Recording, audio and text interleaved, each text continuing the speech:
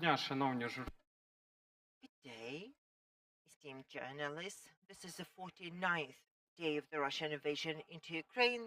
I'm Vladislav Yaremchuk, and we are opening our first briefing of the day, which will deal with humanitarian issues. We have a wonderful guest with us, Taras Kuchma. He's the mayor of the city of Drohobych, and he will share the humanitarian relief efforts underway in Drohobych and how they can be strengthened. I'd like to invite Taras to the podium. Good day, everyone. I have a short presentation to share with you to give you some visual coverage of our efforts of us rendering our mission. This is the 49th day that we have been receiving humanitarian relief and delivering it to where it is needed most, but we are also thinking of the future. Drohobych town has a population of 79,000. In 49 days, 20,000 people have passed through our town, having been displaced from their home. So this is the overall number of people that have passed through Drohobych. 9,000 of them have received our services. We've registered 8,000 and 6,000 people have chosen to stay in Drohobych community. Where are they staying? How are we caring for them? We have 28 institutions that we have adapted. These are the local and communal infrastructure such as culture homes, gyms, dormitories of the oil college of our universities. And these are the 28 makeshift homes have opened their doors to the internally displaced people. Every day we receive humanitarian cargo from our twin cities, and this is something I'd like to cover in greater detail. From the first days, we have received over 900 tons of humanitarian relief, and now this has almost reached 1,000 as the number keep changing by the day and by the hour. We've received humanitarian relief directly. We were among the first because if you check the governmental portal, you will find major humanitarian hubs, and the two humanitarian hubs located outside Ukraine, outside central Ukraine, are Drohobych and Peremyshin on the Polish border, because all the humanitarian relief is channeled to Peremyshin, and then it is transported over the border into Ukraine, into Drohobych town, and then we relay the assistance where it is needed. There are other centralized hub, and over 1,000 tons of humanitarian relief has been processed, and there are an additional 370 tons distributed through local channels. We have received 7 ambulance cars. 3 were sent to the front line already, and the others are used to transport the injured from the area of operation into safer area. We've also received off-road vehicles, and they all went to the front line. Now, I'd like to discuss the way we cater to the IDPs, and there are very many children among them. And our kindergarten in Drohobych have put up 62 kids, and 410 kids have been given a place in schools to study. There are humanitarian hubs, minor humanitarian hubs that help the internally displaced people, giving out food, giving out essentials, but also trying to give them some um, entertainment, a way to cope with the reality. We have psychological counseling organized for these people. There are 40 psychologists who are offering psychological assistance to those who need it. So where is the cargo traveling next once we receive it into Drohobych? First, we delivered it to Kiev, Fastiv, Vasilkiv, Bucha, and other areas in the Kiev region, including Borodyanka. Then we switched on to Sumy, Kharkiv, Kryvyi Rih regions. A lot of aid will be channeled into the eastern regions of Ukraine, and Kryvyi Rih, Kharkiv, and Dnipro will be our destinations from which they will deliver the help onwards. I will not say much about the infrastructure because war be war, we are facing new challenges, and apart from caring for the people, we need to offer them jobs, and that is something we see as a critical mission for ourselves.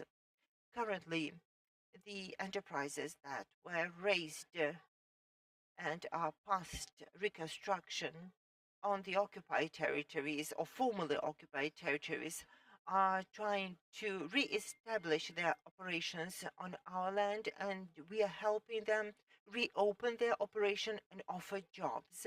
This is a very brief summary I had prepared for you, and I would like to thank and now particularly, I would like to thank the twin cities of Drohobych, Polish twin cities. I will not go on to list all the countries: Italy, France, Switzerland, Poland, Spain, Croatia, Greece, and Hamyang is a South Korean city. They have all helped in this humanitarian effort, and I'm afraid of leaving someone out because so many people have volunteered help. The presidents, the mayors of the Polish cities have reached out to us, passing the relief that was uh, mostly needed. Thank you.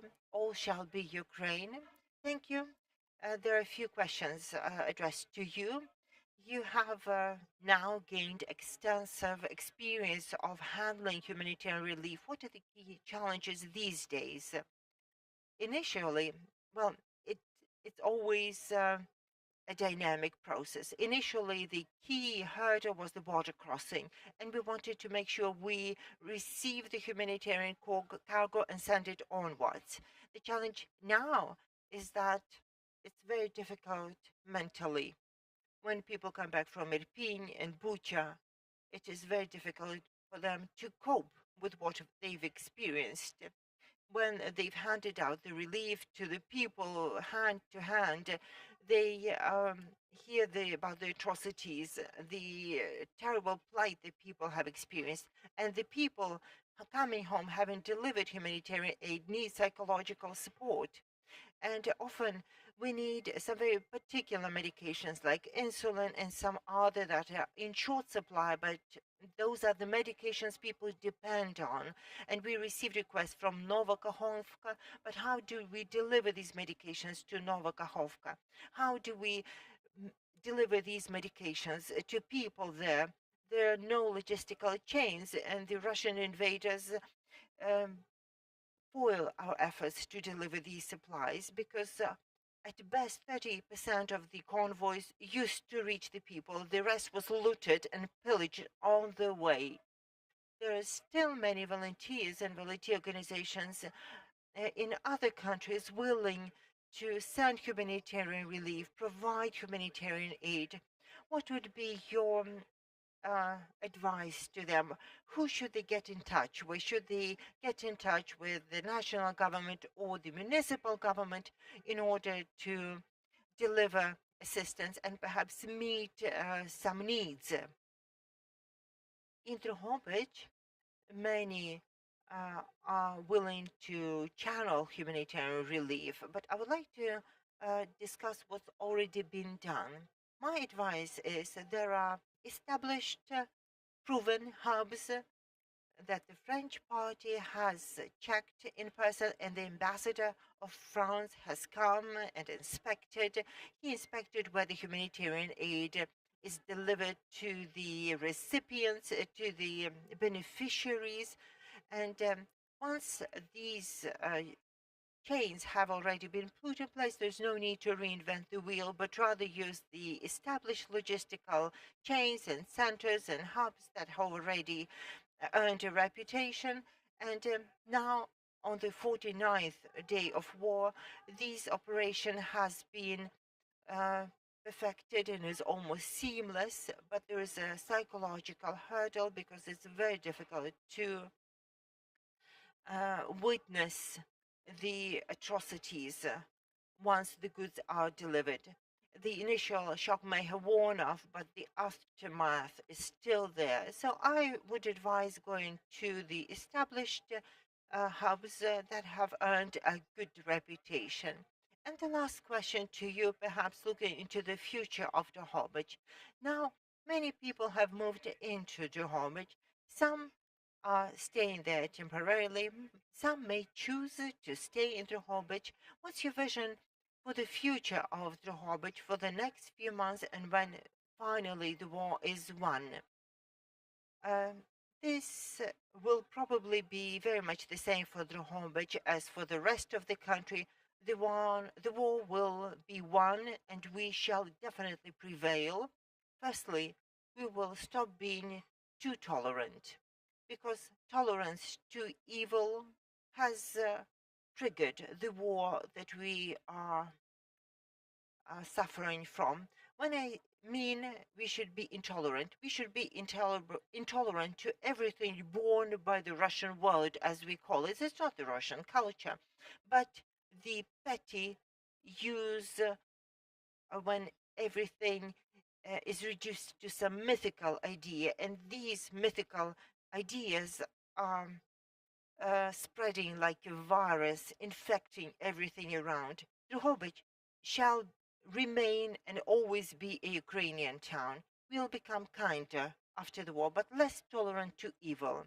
And we shall not tolerate any manifestations of hate, humiliation, and justification of these actions. And thirdly, we will be one of the richest country, and not just economically, but spiritually, because what Ukraine has gone through, what Drohobych is now experiencing, what all of us feel these days as we hear the stories of tragedies of Borodyanka, Bucha, Irpin, when we see the tragedy of Mariupol.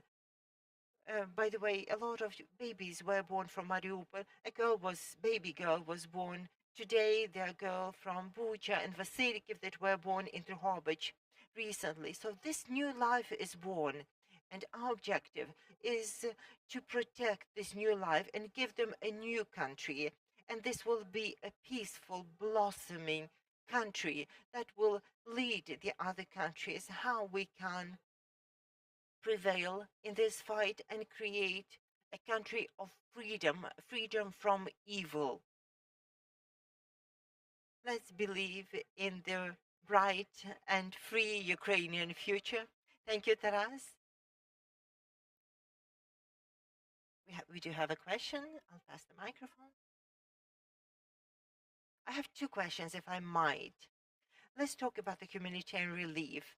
It seems that there are several disparate centers receiving and distributing the central funds, the municipal funds. It must be an impact of the decentralization reform that has happened in Ukraine. So is this a pro or a con? And secondly, what would you tell the foreigners or the foreign organizations that have come under the impression that Ukraine has enough? And this is perhaps uh, peddled by the Russian narrative. To address your first question, I would say that it is a good thing that there are many diverse humanitarian channels. Some deal with specialized humanitarian relief, some sustain major scale operations, and they all have a place. In Drohobych, we have a unified coordination center helping coordinate the effort and deconflict all these efforts to make sure the relief is delivered effectively. So I believe it has to be a combination. There should be freedom given at the border so that people could implement the initiatives. And if people want to help, they should. There were grannies bringing all their produce. They've stored some carrots for winter and they wanted to bring them and donate them. This is also humanitarian relief, and it has to be coordinated and be channeled where it's needed. But at the same time, it has to be directed and it has to be coordinated. It won't be like taking it up, but directing it where it's needed most. So we need to coordinate top down and bottom up efforts. And coordination should be seamless. And to answer your second question, let them come and see. Let them look people in the eyes who've lost everything, who have no homelands, who have no money, they have no bar of soap to wash themselves with. We provide them with all we can, but for 2 days, we've received yet another influx, yet another wave. Last week, there was a recession of a kind, and we would receive 9,000 people a day, and they stayed on in Drohobych, but now we're seeing the new influx. We receive 200, 300 people every day. They come from Izum, they come from Dnipro region, and they come from Kharkiv region. They are coming from Chuhuyev, they're coming from Izum. People are pouring in from there. And for some reason, we're seeing a lot of people fleeing Luhansk region. We are seeing them in mass.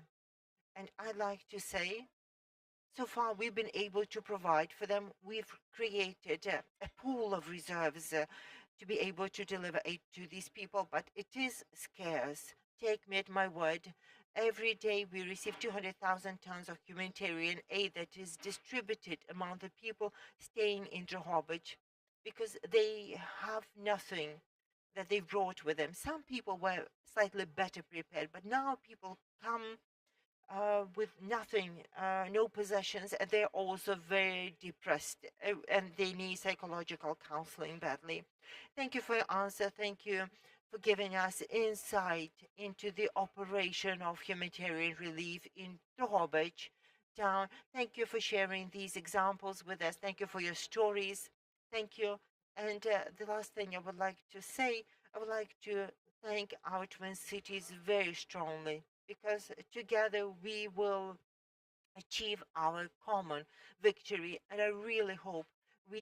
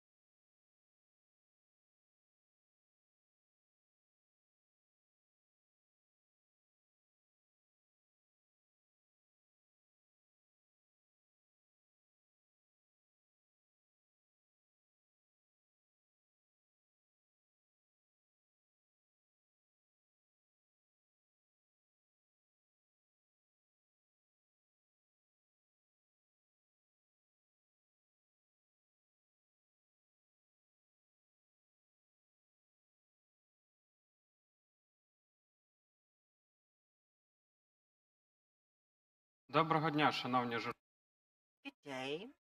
This is Vlad Yaremchuk. This is the 49th day of Russian invasion into Ukraine on a massive scale. This is the second briefing of the day, which will be dedicated to the hero city Mariupol, which has taken the brunt in this war. We have Vadym Boichenko, the mayor of the city of Mariupol, with us today. Good day. Greetings. Could you please give us the insight about the recent developments in Mariupol, the recent news? The situation remains dire as it has been, but the city remains Ukrainian. Our heroic defenders are fighting, holding out with incredible valor and bravery, defending the city of Mariupol, but defending our future, defending our homeland, Ukraine. And this has to be made very clear. Their plight is very difficult because they are vastly outnumbered. It's very difficult for them to hold out. When they say they're made of steel, we should also know that steel also has its breaking points, but they are holding out, and the city of Mariupol remains a Ukrainian city. It is also a difficult situation because of the humanitarian catastrophe created by the Russian invaders and their collaborators from the opposition bloc, as they have destroyed the critical infrastructure in the town. There's no running water, no electricity, no cell coverage. And add Russian propaganda on top of that the Russians resort to. This happened at a time when the residents had no information whatsoever. We started attempted evacuation from the very first days of March, but the invaders didn't want to leave out any people. They would intentionally and deliberately shoot the meeting places. They destroyed all the buses that we planned to use for the evacuation purposes in 10 days. They reduced all of that to ashes. The evacuation was never enabled because the enemy thwarted all our efforts. Meanwhile, our residents attempted evacuation on their private vehicles, and the armed forces did relieve them outside the city, but they would only travel to the first checkpoints with a Russian flag flying over it, and they'd be told the following: we haven't received an order to allow passage for any residents of Mariupol. They would have to take a U-turn, and this Russian propaganda would add to the message that you've been abandoned, they've left you. And only on the 13th of April, when the whole world coalesced around evacuation from Mariupol, the evacuation was enabled with private vehicles. When the enemy troops opened the passage through their checkpoints, and people have been able to leave the city, traveling to Berdansk, Zaporizhia, and from Berdansk, they've traveled onwards. So this has finally happened then, and now about 150,000 people have been able to leave Mariupol into Ukraine-controlled territories. There are over 100,000 people staying in Mariupol, but 120,000 people are staying in Mariupol. There are also people in the outskirts wanting to evacuate. That's another 60,000 people. So we keep urging every day, every morning, to the entire global community that we need to stand together to liberate Mariupol, to evacuate the innocent civilians from Mariupol. The Mariupol stands, and as long as it stands, our country shall stand. Earlier, some negotiations with France, Greece, Turkey were in progress about the international humanitarian missions to Mariupol. Has any progress been made in these negotiations? What came out of these negotiations about the international humanitarian missions? We have to make it clear that the Russian Federation does not seek to support any international mission, and we know clearly why that is so. Either Red Cross or a Turkish mission or any other mission, like a French mission that tried to intervene, they would come to the city and witness firsthand the atrocities abominably created by the Russian troops, the destroyed hospitals, dozens of dead corpses, the razed drama theater, hospital burned to ashes, with heavily injured residents of Mariupol who stayed inside at that point. This is a war. This is a genocide of the Russian-speaking population of Mariupol. This is the war that was launched by a war criminal, Putin, against our society, our nation. And the only he has succeeded in his special operation is razing the city of Mariupol, destroying the Ukrainian population of Mariupol. That he succeeded in. We lost the connection with Mr. Boichenko. Please go on. We can hear you now.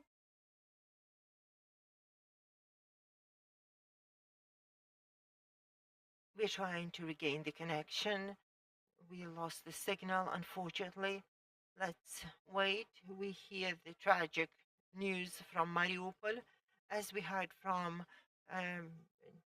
Vice Prime Minister Vereshchuk. There'll be no humanitarian corridors operating in Ukraine today. And let us test out the connection. Okay, we can hear you fine. Please carry on. And we have more questions for you in store.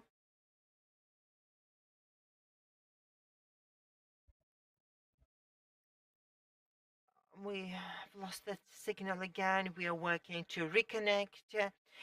The Vice Prime Minister Irina Vereshchuk reported that there will be no evacuation corridors in operation today, as the mayor of Mariupol has told us earlier that people have not been able to leave Mariupol driving their own cars.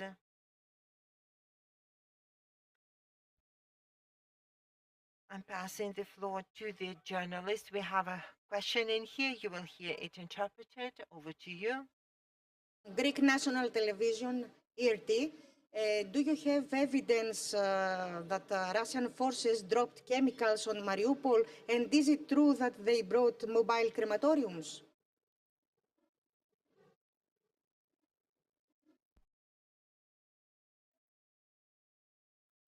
Firstly, about the war crimes that have been evidenced in Mariupol. The first crime committed on the 9th of March, when the Russian warplane dropped 2 bombs on a maternity ward in Mariupol, where the residents died, women and children.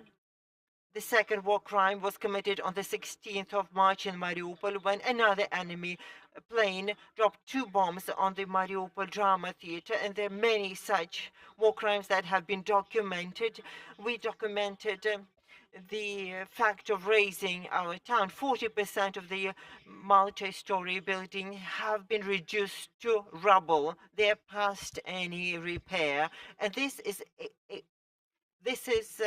pertaining to the majority of people in Mariupol. We have the video records, photographic evidence that are now collected by the relevant agencies of our country. And these are war crimes. The day before yesterday, the Russian troops attempted to strike our city with a chemical attack. They tried to drop the chemical agent on our defenders. The agent did affect our defenders. A few people in the outskirts of Mariupol were also affected. They sensed the sweet taste in their mouth.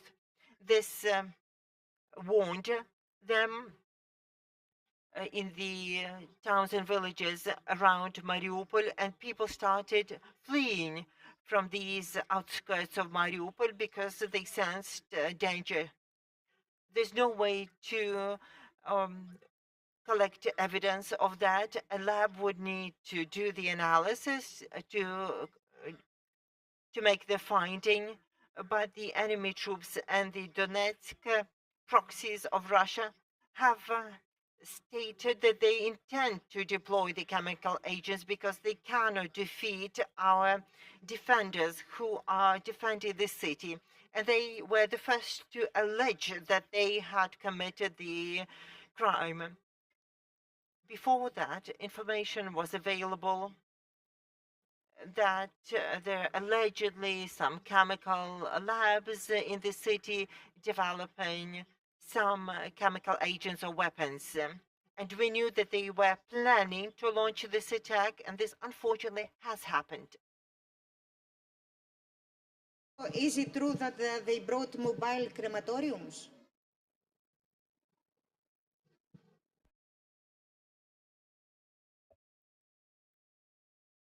Look, 1st of April, the official government of Mariupol, the utility company, recorded the fatalities. At that time, we recorded over 5,000 civilians who died resulting from the impact of the shelling bombings by the enemy of aviation. From the 21st of March, we haven't been able to record the fatalities because the troops of the Russian Federation advanced in depth into the city and the street fighting commenced. At that time, thousands more remained dead in the streets of our town. According to our estimates, it's over 20,000 people who were killed by the enemy troops of the Russian Federation. An enemy plane would bombard the city starting with the 9th of March incessantly. Now they've shut down the city to disguise the evidence of these atrocities. They're trying to sweep them under the carpet. We know the records that they're uploading in YouTube or some other channels, that the bodies have disappeared. Where did they go? Did they get up and go? They're trying to bury them and hide the traces of their crimes. They are collecting the bodies, and there are 3 scenarios that they have already deployed. Our intelligence have confirmed that 13 crematoria have arrived in the city and are preparing to eliminate the evidence of the war crimes committed by the Russian Federation. We'll take one more question. Polish radio. How many civilians died in Mariupol, and do you see there is war crimes there?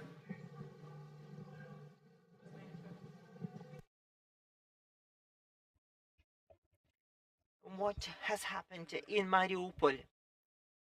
The fact that 90% of infrastructure has been razed by the Russian Federation, that the hospitals were bombed, the bomb shelters were bombed, that the innocent civilians were killed in Mariupol. 21,000 plus is the number of fatalities in Mariupol. These are the fatalities of the shelling, of the bombing.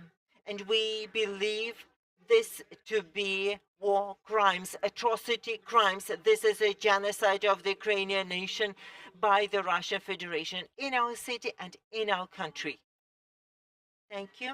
And one last question to you. As a mayor of Mariupol, which 2 months ago used to live a regular life, and now day by day is falling heavier into ruin and despair, what do you personally feel? I feel the following. This is a revenge for the determination of the city we showed in 2014 when they offered the Russian peace for us, the Russian world for us. And the city did not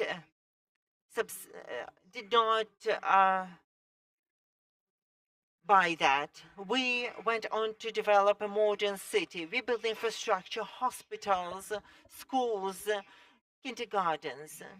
The city blossomed, becoming a European city, a city for the future, a dream city. A lot of labor went into that. A lot of people committed themselves to make that happen, whilst no positive change happened in Donetsk. This was done because of rancor, because of envy. They destroyed the city for others not to see its rebirth, becoming the European city of the future. As for me personally, my heart was torn out because for 8 years I went to make it happen, and it will stay that way. The city of Mariupol shall always be a Ukrainian city. Thank you for your answers. We've unfortunately run out of time, so we have to conclude this third briefing. Boichenko, Mr. Boichenko, we pray for the rescue of Mariupol. This concludes our third briefing about this heroic city of Mariupol.